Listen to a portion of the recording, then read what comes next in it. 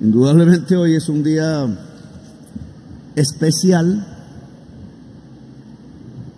difícil de abarcar, incluso de entender por algunos y algunas. La última vez y primera vez que vi en físico al señor Salvatore Mancuso fue en la plenaria de la Cámara de Representantes del Congreso de la República. Estaba muy elegantemente vestido. Lo aplaudían senadores y representantes a la lata, como dicen por ahí. Y yo me atreví a pararme y hablar. Ese discurso fue censurado, es difícil encontrarlo. Pero expresé lo que pensaba de ese proceso de paz. Lo que dije en su momento era que no me parecía un acuerdo de paz entre enemigos, sino que más bien me parecía una alianza político-militar.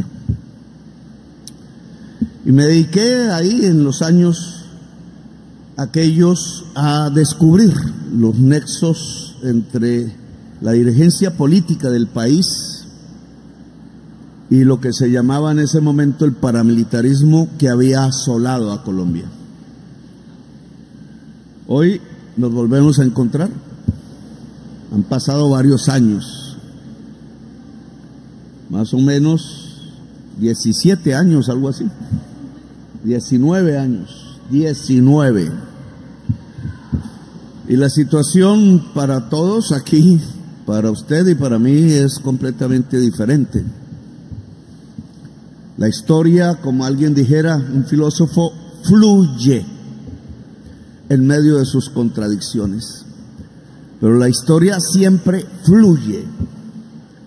Y un poco el liderazgo consiste en entender más o menos para dónde va esa corriente de agua que se desplaza entre los dedos, que nunca se volverá a tocar dos veces, decía.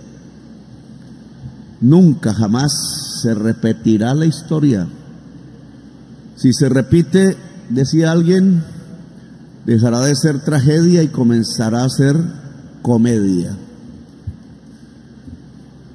Estamos indudablemente en un país que ha cambiado, que es diferente, no ha solucionado sus problemas. Siempre habrá problemas, como en toda sociedad humana, como en todo ser humano. Pero afrontar los problemas es la dinámica de la persona, del ser humano, de la comunidad, desde que estábamos en la cueva. Alguien me dijo que no es hace 1.000.000 de años, sino hace 300.000 años. Pero desde entonces resolvemos problemas. Y estamos aquí hoy como seres humanos en este planeta porque hemos resuelto problemas. Y la resolución de esos problemas siempre ha sido colectivamente. Siempre ha sido ayudándonos. No es que apareció el mago y resolvió el problema por aquí y ya. No, siempre en medio de la cueva, alrededor de la hoguera, siempre a la vera del camino, en la encrucijada, siempre, quizás debajo de un palo de mango, como dicen, se sentaba el ser humano con otro, mujer, hombres, a pensar cómo solucionar sus problemas inmediatos y concretos. A veces que se había acabado la comida, a veces que el gran animal que se cazaba ya no pasaba, a veces que el pez ya no estaba en el río, a veces que había que emigrar y caminar hacia otro lugar, nómadas, hasta encontrar la comida para las crías, porque siempre el primer objetivo era encontrar cómo esas crías podrían mantener sobre el planeta Tierra la especie humana, resolver problemas. Y yo creo que nos corresponde aquí, 19 años después, resolver unos problemas en la sociedad colombiana. Resolverlos ayudándonos. Quizás El error de la historia de Colombia ha consistido una y otra vez precisamente olvidando que fluye en aplastar a unos en privilegio de otros. Aplastaron a los indígenas, todos lo sabemos. Vengo de México, donde una presidenta se atrevió a decirle al rey de España que no era bienvenido. Quizás este rey no tiene la culpa, pero la simboliza. Y nunca ha habido una excusa pública de ese aplastamiento de civilizaciones enteras, una de las cuales la civilización zenú. Y por ahí comenzó el aplastar y el aplastar al ser humano, incluso a orillas del río Sinú. Aplastaron a los esclavos que traían a la fuerza cuando eran libres en el África, y los aplastaron aquí cuando habían perdido su libertad por décadas, por siglos enteros. Le iban diciendo: tú y tu esposa y tus hijos y tus nietos y tus bisnietos hasta el último día serán esclavos. Y creyeron que aplastando así a un ser humano no habría rebeldía.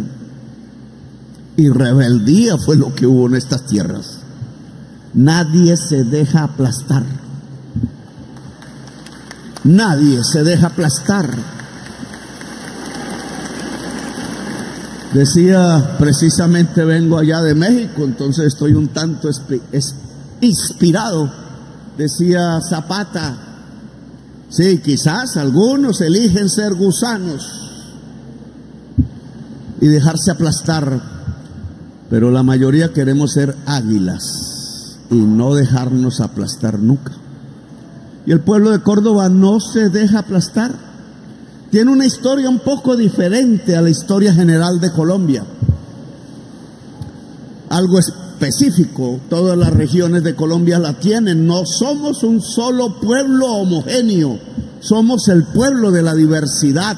De ahí nuestras culturas, nuestros acentos, nuestras comidas, nuestros gustos vienen de historias diferentes, y hemos venido aquí a conjugarnos como se cruzan las sangres, como se cruzan los ríos precisamente que fluyen cada vez para aumentar y lograr un río más grande. Hemos venido a construir la historia de Colombia, aquí con las migraciones recientes y las antiguas, aquí con los árabes en nuestras venas, y no los de ahora, sino los que llegaban en las carabelas por primera vez a la costa caribe, aquí con la sangre de los esclavos que se liberaron, como aquí cerca en San Basilio con Bencos Biojó desde Cartagena, y aquí con el campesinado que decidió tener la tierra, porque esta tierra es fértil, de las más fértiles del mundo, porque estamos en un valle de fertilidad tal como los egipcios lo tenían con su río Nilo y otras civilizaciones del mundo. Tenemos una ventaja, y es que ese río da al mar. Y a veces no nos hemos preguntado: ¿y qué hay más allá del mar? No tenemos montañas grandes a nuestro alrededor.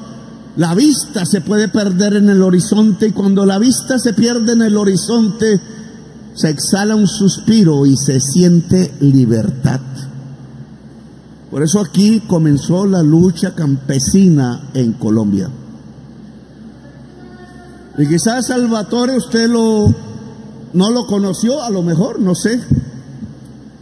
Esos profesores de la Universidad de Córdoba lo enseñaban a las juventudes de Córdoba, estudiantiles que yo conocí, porque como joven llegaba aquí a Ciénaga de Oro, y a veces no entendía por qué llevaban bajo su brazo las 5 tesis filosóficas de Mao Zedong, y me sorprendió. Y yo creo que no estaban equivocados, porque lo que estaban pensando esos jovencitos y jovencitas es que la tierra del Valle del Sinú debería ser del campesinado, de los indígenas que habían poblado estas tierras y de los esclavos que se habían libertado. Y ese tipo de pensamiento que algunas élites consideran es subversivo, Resulta que influyó en un paisano suyo y mío. Lo conté en Tierra Alta. Uno que llegaba en un barco por ahí, quizás a Cartagena, quizás a Tolú, quizás a Panamá, que era nuestro, y que era anarquista de pensamiento y se llamaba Vicenzo Adamo, y él creó la primera casa obrera en esta ciudad, y allí fueron los campesinos de la plaza de mercado que él a grito pelado convocaba para las nuevas ideas del mundo, y le llegaban, entre ellas una Ana Julia Guzmán, un Boche Hernández, y el Boche fue asesinado por los hermanos Lacharm Casado, como se casan las zorras, a caballo ellos, él corriendo, escapando del látigo y la escopeta. Yo creo que ahí hay un episodio de la historia de Córdoba que no podemos volver a repetir, porque Ana Julia Guzmán hay por doquier en el departamento de Córdoba. Cada mujer de Córdoba es una Ana Julia Guzmán que pide a sus vecinas reunirse para luchar por la tierra. Y quizás no haya muchos Vicenzos Adamos, quizás la historia de la migración italiana aquí tuvo una bifurcación como la historia misma de Italia. Usted parecido a Mussolini, la verdad, y Vicenzo Adamo pidiendo la anarquía en estas mismas tierras, y quizá yo mismo gritando y cantando la Bella Ciao. A usted le tocó el papel de Mussolini, a mí el de la Bella Ciao. Hay mucha gente en Colombia que no sabe qué significa cantar la Bella Ciao. Yo le invito a usted a dejar el papel de Mussolini definitivamente y cantar la Bella Ciao. Per la libertà, dice. Por la libertad.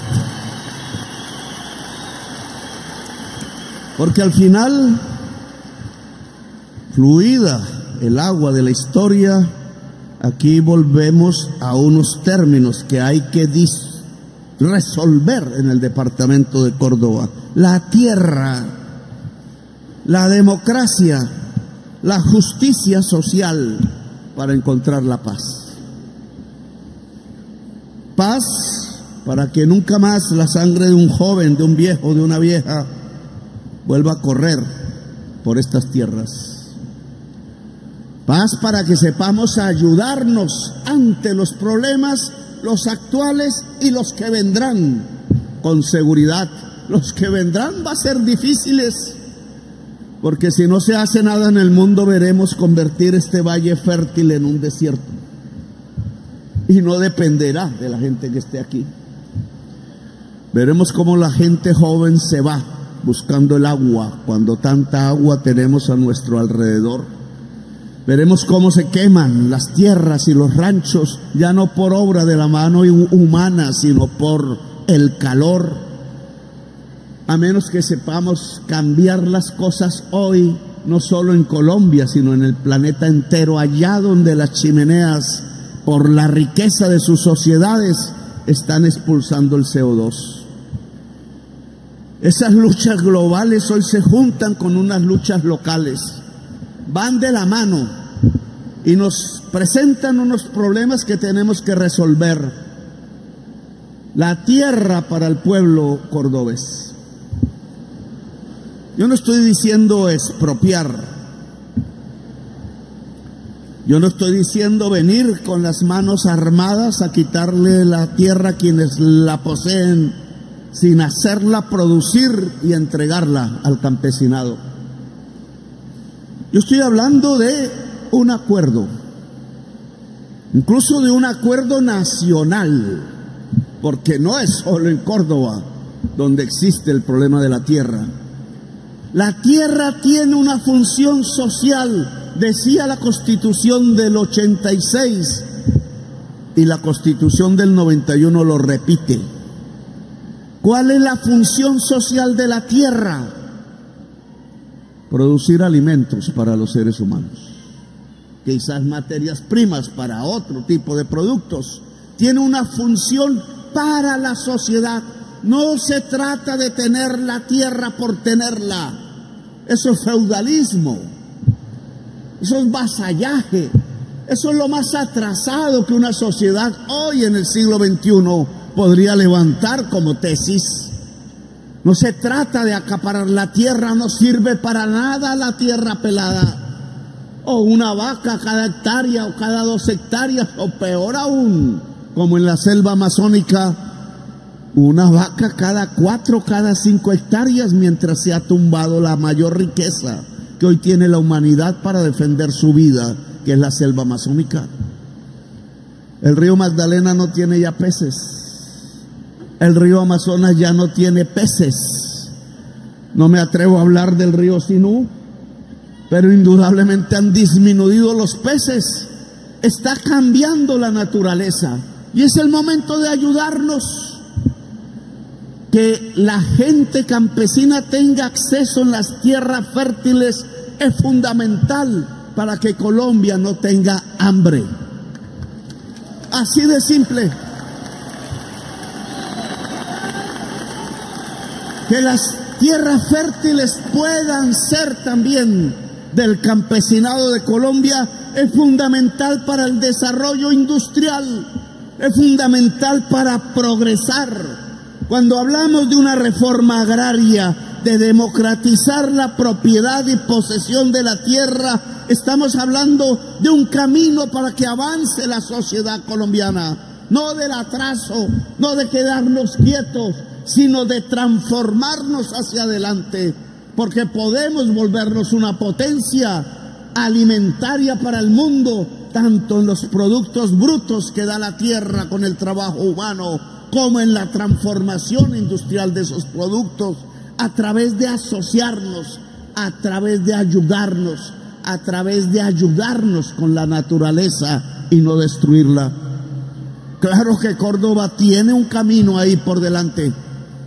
Y yo diría que todo el Caribe junto y todo el Magdalena Medio junto. Si podemos caber en esta tierra, ¿por qué matarnos los unos a los otros? ¿Por qué matarnos con tanta barbarie y salvajismo?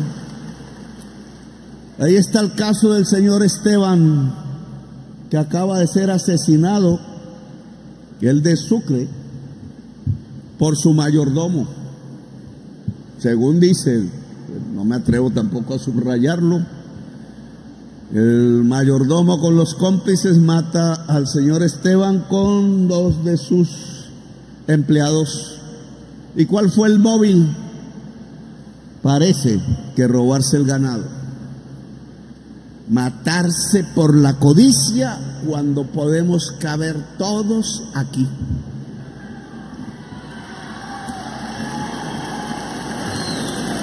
Las tareas de la reforma agraria, claro que tienen que ampliarse. Claro que tenemos que llegar a cada municipio del departamento. Claro que tenemos que lograr un diálogo en donde la reforma agraria no asuste a nadie, sino que sea un instrumento de producción.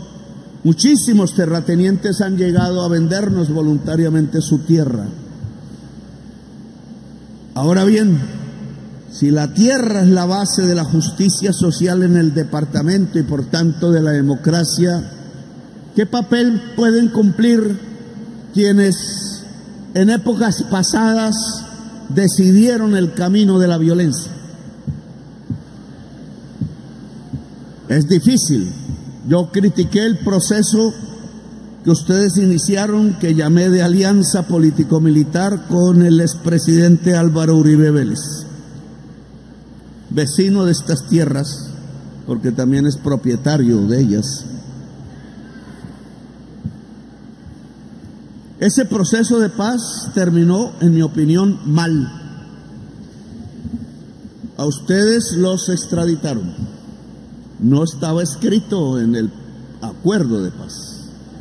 Es decir, quienes los aplaudían considerándolos héroes, los senadores, los representantes a las cámaras, los grandes propietarios de la tierra en Colombia, los grandes empresarios del país, los cacaos, y ciertos medios los aplaudían como héroes, como salvadores, porque ustedes eran capaces de demostrar que a partir de la sangre podían extirpar la rebeldía de las gentes más que de las guerrillas.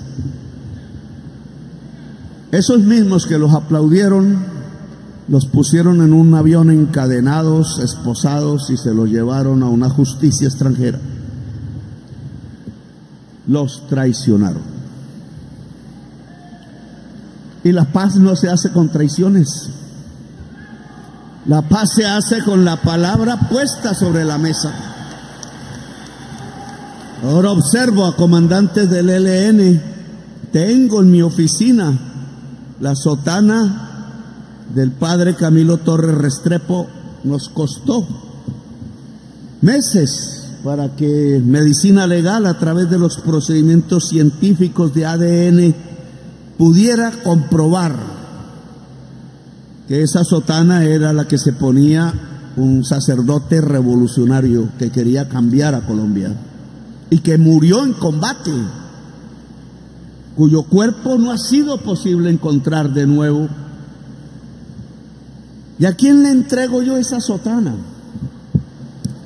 La dejo en esa casa fría donde quizás llegue un verdugo de gobernante y la queme, desaparezca, porque significa rebeldía. Se la entrego al ELN, que ya no sabe distinguir entre lo que decía el sacerdote hablando de amor eficaz y el cartel mexicano que de pronto llega a comprar las drogas. O al pueblo, que es el verdadero dueño de esa sotana del padre Camilo Torres Restrepo. Pero antes de resolver a quién entregarle la sotana, ¿por qué esa palabra del amor eficaz no conmueve hoy al comandante de su propia organización en la cual participó? ¿Por qué no es posible hablar de paz? ¿Por qué no es posible resolver los problemas de manera conjunta y la desconfianza va llenando de odio y de venganza el cuerpo humano y lo vuelve inútil para la construcción de la paz, para la construcción de la sociedad, para la construcción de la historia de Colombia? Y entonces la tentación de Pablo Escobar se vuelve más importante que la palabra y la indicación del sacerdote Camilo Torres Restrepo.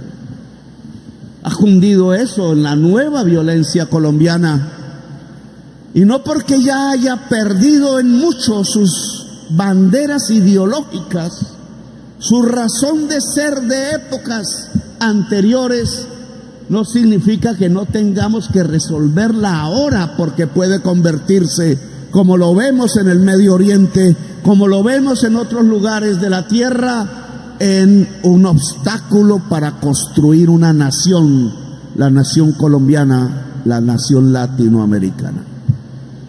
Resolver este problema de ahora implica ayudarnos. Por eso lo nombré a usted Salvatore Gestor de Paz, para que ayude a la paz. Sabedor que no puede usted ni nadie repetir lo que era el pasado. Esto es diferente. Quizás el Plan del Golfo lo han usado, lo han construido unos políticos como antaño para quedarse con los bienes que ustedes entregaron, y para que esos bienes no pasen a la gente del pueblo víctima a la cual el acuerdo de paz dijo estaban destinados. Eso nos pasó en Buenavista.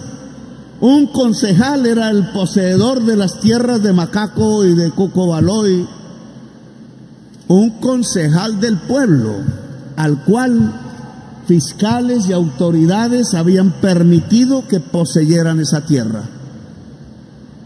Usaron el proceso con los paramilitares para que la tierra pasara de dueño, no en manos de las víctimas, sino de unos cuantos politiqueros y politiqueras. El señor fiscal Barbosa se negó a dar la lista de los bienes de extinción de dominio de narcotraficantes porque han pasado a manos de políticos, de familiares de los políticos y de familiares de los dueños del Estado. Y por eso las dificultades que tenemos hoy para encontrar los caminos de la verdad. De nuevo se quiere repetir la historia del despojo como si el pueblo colombiano no estuviera cansado ya del despojo. Pues yo sí creo que usted, Salvatore, el señor Jiménez y el señor Jorge 40 o alias Jorge 40, todos tienen nombres de personas que hay que escribir aquí. ¿Cómo? Rodrigo Tobar y otros pueden, y lo propongo aquí al frente de mi pueblo de Córdoba, podemos reactivar la mesa de paz, porque el proceso no ha terminado. Dado que no se han entregado los bienes que ustedes le entregaron a la justicia, a las víctimas de la violencia, el proceso entonces no se ha terminado. Quedó interrumpido. Y para ello entonces le propongo instalar la mesa para finiquitar el proceso de paz que inició Álvaro Uribe Vélez con ustedes. Esta vez sin traición, esta vez sin miedo a la verdad, que creo que existía en esa época. Le tenían un pavor a la verdad, a las verdades en plural. Esta vez para que el benefactor de ese proceso sea el pueblo humilde, campesino en general, no solamente campesino de Colombia, para que pueda ser resarcido. Resarcimiento, indemnización, es la antesala del perdón. El Padre me puede hablar de perdón, pero yo hablo de un perdón laico. Usted me habla del divino. Hay un filósofo que habló de este tema que se llama el perdón social, un francés que nada tiene que ver con Colombia, pero por pronunciar su frase casi que quedó colgado en la prensa de Colombia. El perdón social. El perdón social no es un decreto de ningún gobierno, no es una ley de la República. El perdón social no se da desde el púlpito. El perdón social se da desde el corazón de cada persona que integra la sociedad colombiana. Empezando por el que ha sufrido, por la que ha sufrido, por la que ha llorado, un hijo, un marido, la víctima. El perdón social, decía ese filósofo, no puede aparecer porque yo lo quiera, sino que es un proceso histórico, es como una revolución. Perdón social y revolución van de la mano. Ministra, ¿de qué puso esa frase ahí tan bonita en rojo y amarillo? ¡Ay, Dios mío! Revolución por la vida. El perdón social es una revolución del alma, del espíritu, porque es una emancipación del odio, de la venganza. Cuando yo ya no odio, cuando yo no tengo ese impulso de vengarme, entonces mi corazón, a diferencia de cómo comenzó la vorágine, quizás la primera novela de la historia de Colombia, no se lo gana la violencia, sino se lo gana la mujer, se lo gana el amor, se lo gana la vida. Y hoy más que nunca la humanidad tiene que levantar la vida como bandera y como revolución, porque es por la vida que vienen, es la vida la que está en peligro y no la de uno u de otro escondiéndose en un rancho, en una playa, escapándose del verdugo. el jinete que viene tras de ti, sino que es la vida de toda la humanidad la que está en peligro, y por tanto se impone la revolución por la vida por doquier, revolucionarios y revolucionarios de la vida. Pero esos revolucionarios no pueden tener venganza en su corazón, no pueden tener odio porque se negarían a la vida, y por tanto es el entendimiento lo que tiene que encontrarnos. Es la posibilidad de ayudarnos a pesar de la diferencia y a pesar del pasado. No podemos caer en el sifón del círculo virtuoso del odio tras el odio, de la venganza tras la venganza. Al padre de Carlos Castaño lo mató la FARC, y Carlos Castaño mató no sé cuántos comandantes de la FARC. Y así podríamos seguir en un sifón cada vez más huracanado, pero hacia el abismo, hacia el fondo. Así que reconstituir el proceso de paz con el paramilitarismo colombiano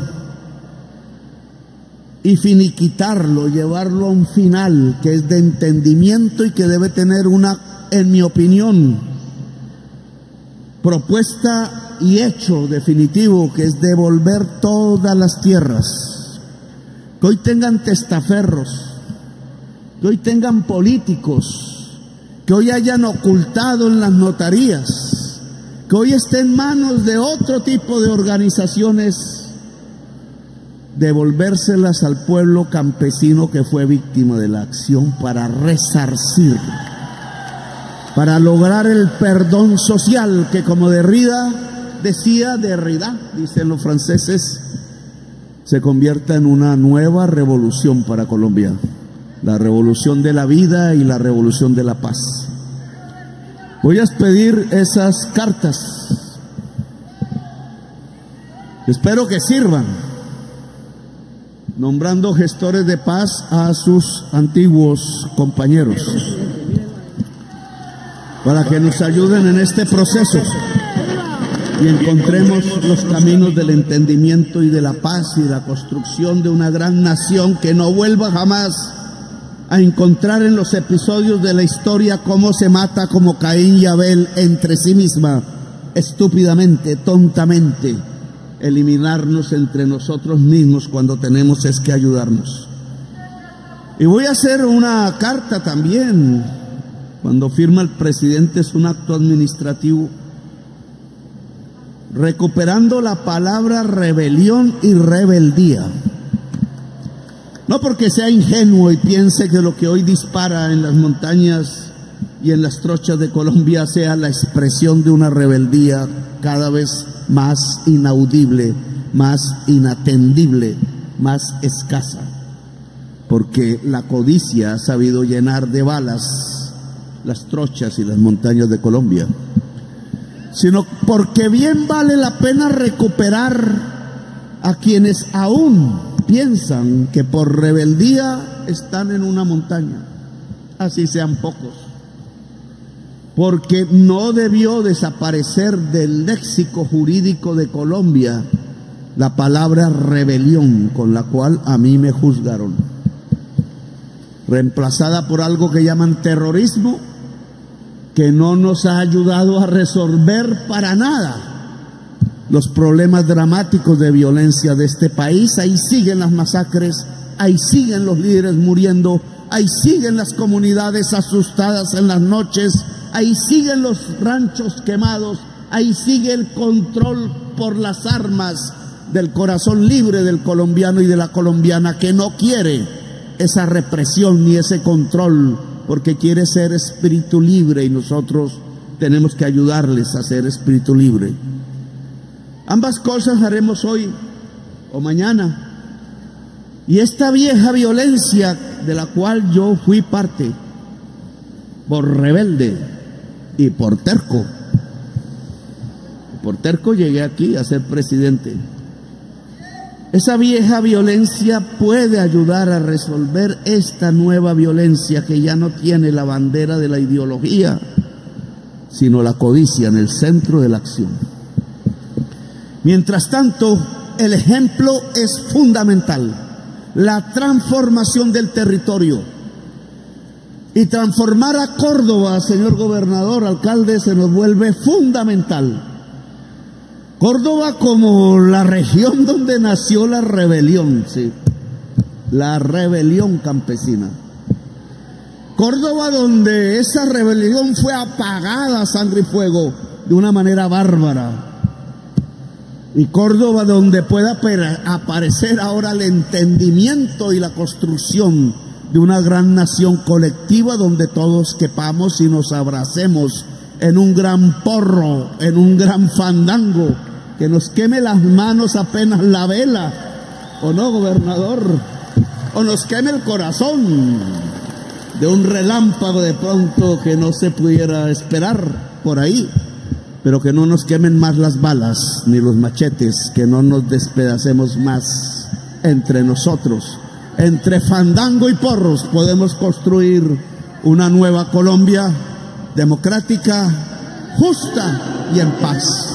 Gracias por haberme escuchado, muy amables.